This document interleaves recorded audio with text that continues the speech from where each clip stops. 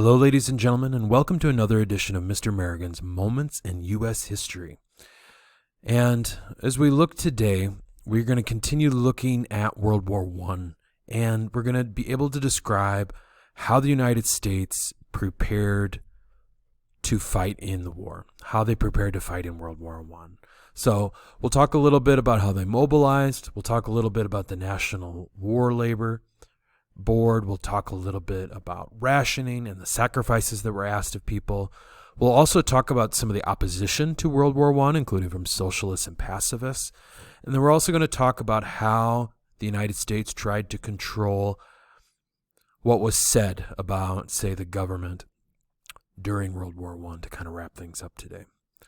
But what I want to start with is where we left off in that second section. We talked a little bit about the United States declaring war on Germany. And we talked about the variety of different reasons why. And then in the last section, we talked a little bit about the war itself. But I want to backtrack a little bit and kind of build off of that gap between Section 2 and Section 3.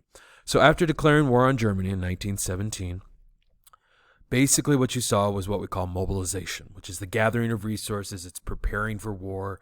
It's getting what you need in order to go take the fight, and in this case, take it to France to fight against Germany. That in particular action is going to basically have an effect on almost every part of American life, or life for Americans. It's going to affect the way people work. Certainly some people are going to go and fight in the war, and certainly others are going to be asked to change the way they live and the way they use things. And in particular, one of the things you have to ensure is that the means of production isn't interrupted. They don't want strikes during a war. And so the National War Labor Board was created to help ensure that businesses basically granted important demands from laborers so that unions didn't lose any power, but at the same time to encourage workers not to go on strike. Basically, these are mediators to ensure that the means of production continue, because any kind of labor strike affects the soldiers' ability to fight the war if products aren't getting to them or the products are delayed. So it could affect the war effort just in general.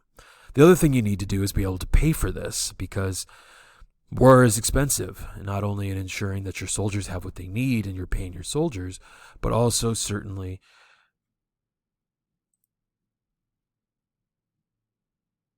making sure that you have enough money to mobilize things and move things. So the U.S. government was selling war bonds, and essentially bonds are your investing opportunity for civilians, typically in the government. And so in this case, war bonds are sold and taxes were raised in order to help pay for the war. So basically what you're doing is you're loaning your money. Typically, in this case, it might have been to the federal government, but bonds today, you sometimes will do it, loan money to the city or to the state. That money gets invested and you get a return on it. It's not going to have big returns like you might see in the stock market, but it is very consistent. And you will see growth from it. It's just going to be slow growth. But it's a pretty safe investment as far as investing goes as compared to, say, the stock market. So you certainly got to be able to raise funds. So in order to help ensure that soldiers are getting what they need, you have to have enough labor. And labor shortages were a real issue as we went into World War I.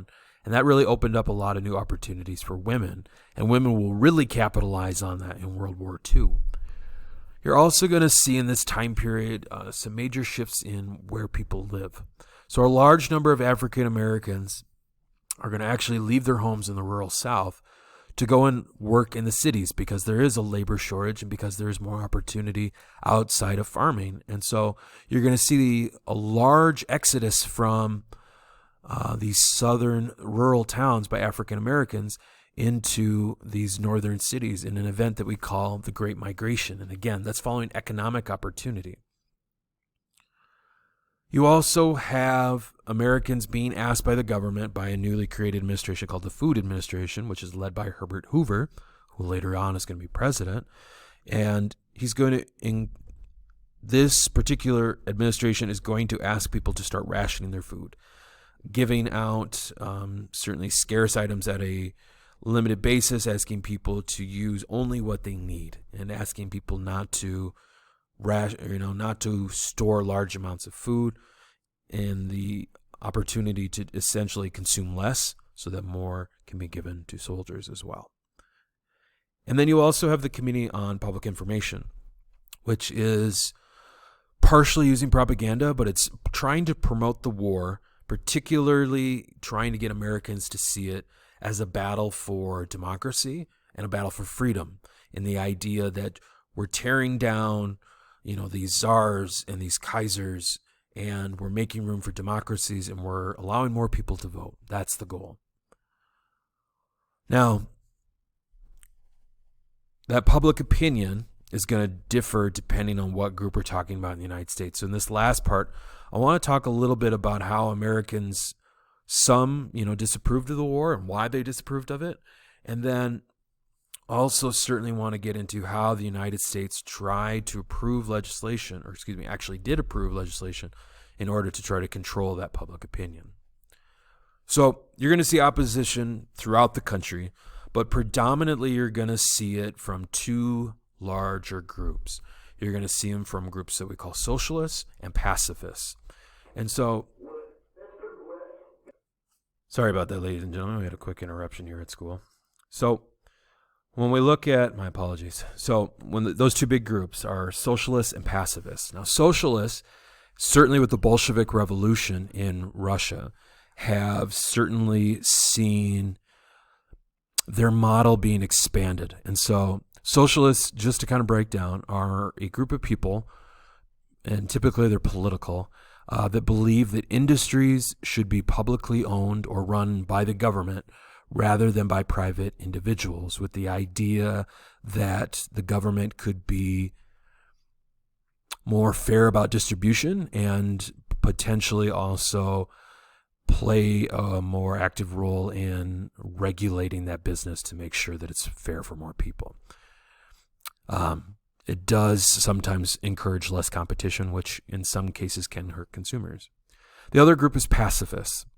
These are people who oppose the use of war or violence to settle any disputes. And so this is a group that no matter what the political belief is, that the war is never an answer. And so these two groups had somewhat of a following. I wouldn't say it was the majority of Americans by any means, but certainly were outspoken opponents of the war. And so the United States makes an attempt at trying to control what we would call dissent, which is disagreement with or in opposition to an opinion. And in this case, that's the World War I. So the Committee of Public Information tried to basically silence this dissent. And they tried to do so with legislation through Congress. And the first one we see is the Espionage Act of 1917.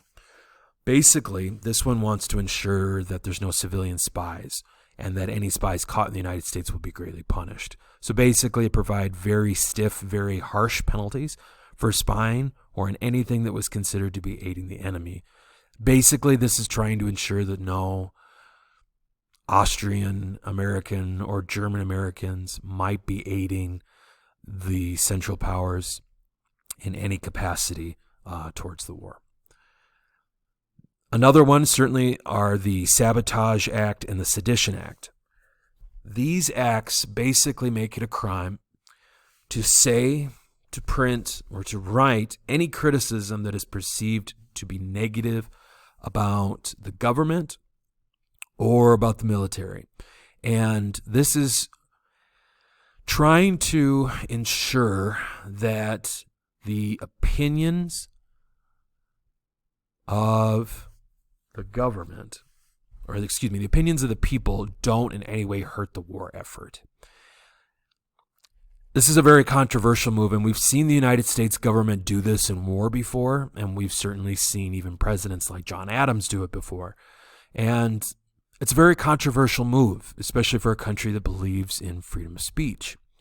And we find ourselves in World War I.